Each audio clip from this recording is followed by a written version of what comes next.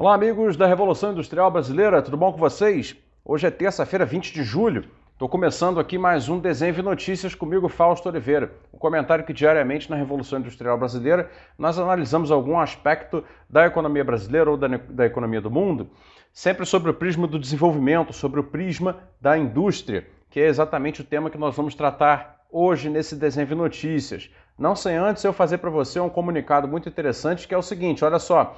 Está em formação a primeira turma da mentoria da Revolução Industrial Brasileira. Tem o pessoal já se inscrevendo, gente graduada, e a mentoria da RIB, como eu já anunciei aqui em lives, em outros vídeos, é o produto mais sofisticado que eu já montei nesses 2 anos de Revolução Industrial Brasileira, destinado especificamente à formação de candidatos e candidaturas para as eleições do ano que vem e também depois, com viés de briga pelo desenvolvimento. É para formar candidatos e candidatas que queiram levar o tema do desenvolvimento do Brasil para a pauta da política. Tá? Então essa formação está aberta, as inscrições estão abertas até o dia 1º de agosto, o link está aqui embaixo na descrição do vídeo, legal? E o pessoal que já está entrando já é parte da primeira turma. Tiver a intenção de se candidatar, tiver conhecidos que queiram se candidatar, que falem sobre isso, é indicar e trazer para dentro da mentoria da RIB o pessoal que vai levar, carregar a bandeira do desenvolvimento do Brasil nas eleições do ano que vem e também nas futuras eleições do Brasil. Inscrições abertas até 1º de agosto. Vamos ao assunto de hoje. Um artigo que saiu no Valor Econômico a respeito do problema da indústria automotiva no Brasil tem uma visão interessante, é escrito pela Marli Olmos, que é uma jornalista especializada no setor automotivo, assim como eu me especializei muito no setor de máquinas e equipamentos, ela se especializou no setor automotivo. Tem larga experiência aí na questão automotiva do Brasil, principalmente. Ela vem dizendo o seguinte, que o problema da indústria automotiva brasileira está muito além da falta de semicondutores. E eu quero fazer uma pincelada geral aqui sobre as opiniões que ela emite, porque, veja, de fato, o problema do Brasil na indústria automotiva está para além dos semicondutores. Mas eu não acho que também o problema da falta de semicondutores seja um problema menor. E no final das contas eu vou tentar fazer um mosaico assim de problemas e tirar uma análise mais completa do que a dela. A dela vai muito em alguns pontos específicos. Eu acho o seguinte, dizer que o problema não está na ausência de semicondutores é uma visão um pouco parcial, por quê? É óbvio que as fábricas brasileiras das empresas internacionais instaladas aqui estão sofrendo com a falta de semicondutores também, tá? Assim como qualquer fábrica de automóveis, caminhões e ônibus no mundo atualmente sofre, aqui também sofre. Então, evidentemente, aqui tem um problema de falta de semicondutores, claro, só que com a diferença de que é o seguinte, o Brasil, como a imensa maioria dos países do mundo, não tem a capacidade de produção de semicondutores específicos para a indústria automotiva. Isso é privilégio de pouquíssimos países no mundo. Ocorre que também diferente da imensa maioria dos países do mundo, o Brasil tem ainda, embora esteja já em fase avançada de desmonte, em fase avançada de extinção, uma experiência razoavelmente bem sucedida na produção de semicondutores de nicho, que poderia,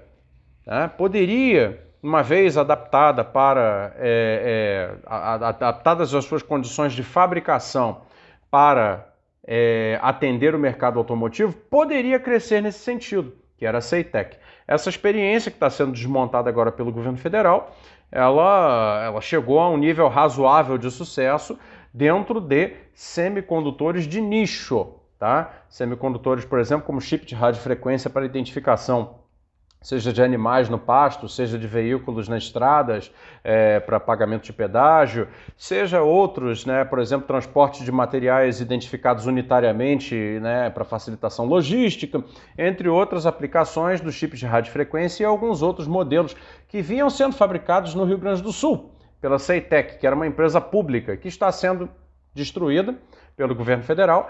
E essa empresa pública, embora ela tivesse limitações produtivas, que aqui é importante dizer que sim, havia, ela poderia, em vez de retirando os investimentos dela, se dessem mais investimentos nela, ela poderia agora suprir o gargalo né, em pouco tempo poderia suprir o gargalo de fornecimento de semicondutores e memórias, etc., para a indústria automotiva instalada no Brasil. E talvez hoje as fábricas, como por exemplo a da Volkswagen, da Hyundai e algumas outras aí que já anunciaram paralisações, não tivessem que passar por paralisações como vem passando. Então, assim, não adianta diminuir o problema dos semicondutores no Brasil, principalmente omitindo o fato de que o Brasil tem uma experiência relevante em semicondutores. Que eu sei que muita gente vai dizer que não significou nada e tal, mas aí são os vira-latas de sempre que gostam de dizer que tudo que se faz no Brasil é pouco, é pequeno, não significa nada, não tem possibilidade de ganhar expressão concreta, não é? Tem esse pensamento moral antecipadamente negativo sobre qualquer coisa que se faça no Brasil, chamado vulgarmente de complexo de vira-latas. Né? Não há nada que determine divinamente que a CEITEC não pudesse chegar a outros patamares. Bastava que se investisse nela, mas aí retirou-se o investimento. Segunda coisa que a Marli Olmos trata é da questão da transição energética. De fato, o futuro da indústria automotiva no mundo parece que é a da motorização elétrica. Né? E no Brasil não existe nem a infraestrutura bem disseminada para recepção, né, para conversão de toda a frota para automóveis elétricos, né? Não existe a infraestrutura de recarga, que eu quero dizer, né, para que isso aconteça, assim como também os preços dos automóveis elétricos são ainda muito altos para o padrão brasileiro. E aí fica uma indústria automotiva multinacional instalada no Brasil, com capacidade para produção de 5 milhões de automóveis por ano, num mercado que mal e mal, né, consome metade disso, quando consome, né? Então tem uma capacidade ociosa muito elevada e, portanto, uma avaliação dos donos das empresas, que são as matrizes multinacionais, como Volkswagen, General Motors, né, etc., uma avaliação dessas empresas de pensar o seguinte, olha, tem um mercado que, apesar de grande, né, ele está ocioso, é um mercado que não pega no tranco, tá? Muitos competidores instalados, com um problema tecnológico e econômico relevante. Porque daqui a 10 anos, quer dizer, eu coloco meu dinheiro nessa empresa que está lá para fabricar mais agora, mas e aí? O que vai acontecer dali para diante? O mundo inteiro vai consumir carros elétricos e no Brasil e na América Latina vão continuar com motor a combustão, né? Vão fazer híbridos? Qual vai ser a solução tecnológica? Então, diante disso, existem possibilidades aí. Uma das possibilidades para várias dessas empresas, talvez a equação econômica seja realmente a mesma que a Ford calculou, que seria se retirar do país, aprofundando, portanto, a desindustrialização brasileira, a perda de tecido produtivo, porque isso terá um impacto naturalmente muito relevante, assim como teve a da Ford, a saída da Ford, nos fornecedores, que são empresas sistemistas, são empresas fornecedores de autopeças, de outros componentes, como estofados, peças plásticas, etc., né, que ficam ao redor ali das indústrias automotivas, né, que são verdadeiras âncoras industriais. Então, assim, se o Brasil não conseguir desenhar algum tipo de política para a conversão da sua mobilização, dos seus veículos, né, para a eletricidade, para a tendência que o mundo está tomando, é muito possível que nós percamos investimentos industriais, percamos tecido produtivo e estejamos indo no sentido de nos tornarmos um país importador de automóveis e caminhões e ônibus, né? Como muitos países são, mas isso é um problema muito sério, porque ainda que em recessão, o Brasil ainda é um país que consome entre 2 milhões e 2 milhões e meio de automóveis por ano. Então como é que fica a balança de pagamentos brasileira importando esses 2 milhões e meio de automóveis por ano? Né?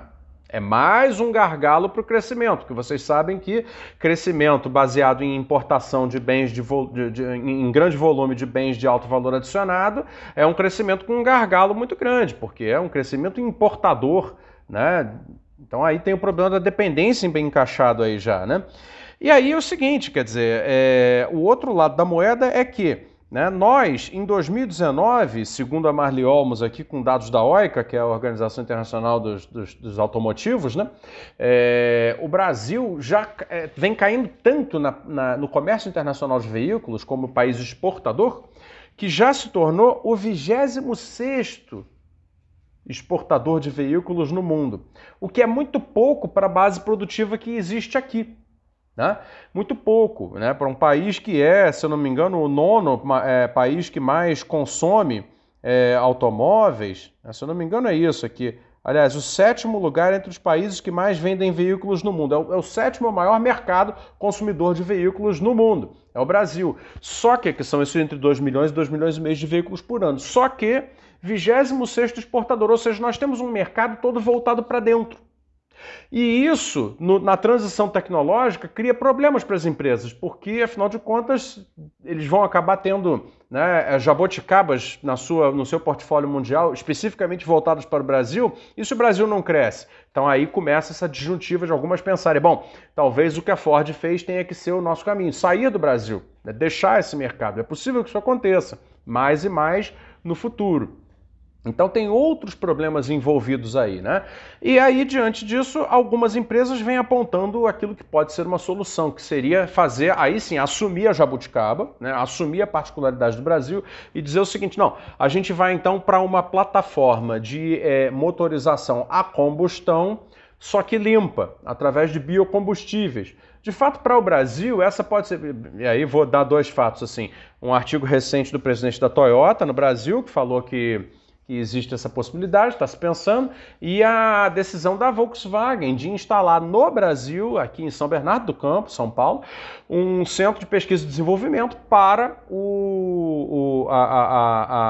a pesquisa de novas soluções tecnológicas para a utilização do biocombustível, tá?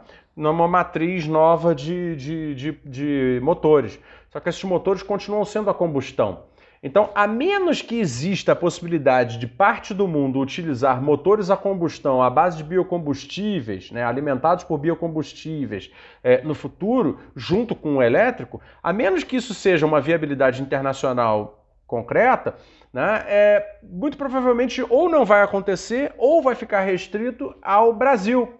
E por que isso? Porque no fim das contas é no Brasil que se planta cana em larguíssima escala.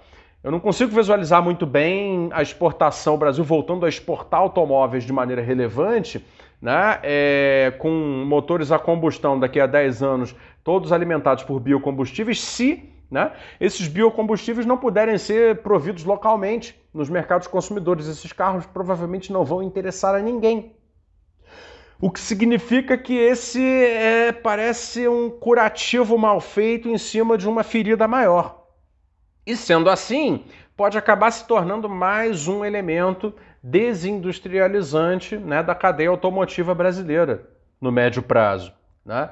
E a Marli Olmos até conclui de maneira muito correta o artigo dela dizendo o seguinte, não há hoje no governo federal nenhuma abertura para discussão de políticas setoriais. O governo simplesmente é dogmaticamente contrário a isso. Então não há, por exemplo, o debate, a mesa de debates em que se reunisse o setor e as autoridades para discutir o que fazer com esse imbróglio. E o futuro da indústria automotiva no Brasil depende de uma solução, né, de todos. Uma solução que envolva empresas, envolva governo, envolva reguladores, envolva os usineiros de cana-de-açúcar, a Petrobras, envolve todo mundo, né? E aí, por não haver esse diálogo, porque isso é considerado intervenção no mercado, ficamos aí ao Deus dará. E o Deus dará vai provavelmente levar à diminuição e progressiva extinção mesmo do setor fabril automotivo no Brasil. Para concluir, tem o seguinte fator aí para avaliar o futuro da indústria automotiva no Brasil, que é o que vai ser feito com a questão da tarifa externa comum do Mercosul. Existe uma notícia que já começou a circular, dando conta de que vai ter uma cota já a partir de, se eu não me engano, 2021, para 32 mil veículos por ano provenientes da Europa, no Brasil, importados com tarifa pela metade, já com 17,5% de tarifa contra uma tarifa atual de 35%. Quem é defensor de queda de tarifas vai aplaudir, etc. Mas é óbvio, e a cota ainda não é uma cota relevante, é 32 mil automóveis por ano, mas com perspectiva de no futuro isso acabar aumentando e a tarifa chegar até mesmo a zero, num prazo de 8 anos. Isso ainda está em discussão, faz parte da discussão da tarifa externa comum do Mercosul. Pode ser que os outros países embarrerem, pode ser que o Brasil destrua o Mercosul exatamente por essa razão, por causa do dogmatismo ultraliberal do governo federal, que quer abrir as portas, né, da economia brasileira a qualquer custo. Olha, se isso se concretiza, né, seja em qual grau isso acontecer, é mais um golpe, é mais um fator que reforça a tendência de que, de fato, o Brasil deixará de ter indústria automotiva, com todas as seríssimas consequências que isso traz, carrega dentro de si. E aí, quer dizer, existe um cenário bastante problemático, né? E a ausência de discussão pública, né, dentro do Estado brasileiro sobre o que fazer com este setor, que ainda é mobilizador de muitos empregos, que ainda é mobilizador de toda uma cadeia produtiva, né, é muito grave. Muito ao contrário, a discussão dentro do governo é essa que eu falei agora, né? A discussão de abrir, é a discussão de simplesmente deixar a importação suprir o mercado, na esperança, a meu ver, de que, né, que é a esperança de todo ultraliberal, de que simplesmente a concorrência, né, acirrada entre os competidores faria os preços caírem. Sequer põe no cálculo a questão cambial, que certamente vai explodir mais ainda em função do fato de que o Brasil se tornará um país importador líquido de automóveis num prazo médio, se isso tudo acontecer, né? Então é claro que, na verdade, nós estaríamos elitizando ainda mais o produto automóvel, o que tira, né, a alegria das pessoas que querem defender a queda de tarifa e a desnacionalização da produção, porque vão ter carros europeus, né, para comprar no Brasil, então tira a alegria desse pessoal, lógico. E, por outro lado, tem consequências econômicas graves, né, em termos de emprego, em termos de massa salarial, em termos de taxa de câmbio e de dependência. Então esse é mais ou menos o contexto aí do que está se desenhando em termos de indústria automotiva para o Brasil nos próximos anos, né? Existe ainda uma política chamada Rota 2030, que prevê algumas coisas que podem dar uma sobrevida, né, às montadoras, como se chama, para que continuem ativas no Brasil. Mas tudo isso está meio sub judice, porque afinal de contas o governo, com a sua cabeça ultraliberal, tem problemas também de mobilizar de forma efetiva estas políticas, né? Prefere, na verdade, apostar nas políticas de abertura comercial e outras que, como eu já comentei, podem contribuir, junto com todos esses outros problemas, semicondutores, transição energética, mercado desaquecido, né? Recalculações aí das empresas, etc., contribuir para uma futura desindustrialização automotiva do Brasil, que, se acontecer, vai encerrar um ciclo aí já de 70 anos da indústria automotiva no Brasil, em que ela de fato contribuiu muito para o crescimento do país, né? E aí certamente isso, né, vai mostrar o terrível reverso da medalha que vem com a desindustrialização massiva, que, se isso acontecer, é o que nós vamos testemunhar. Beleza, pessoal, obrigado por assistir mais um Desenho de Notícias, eu volto amanhã.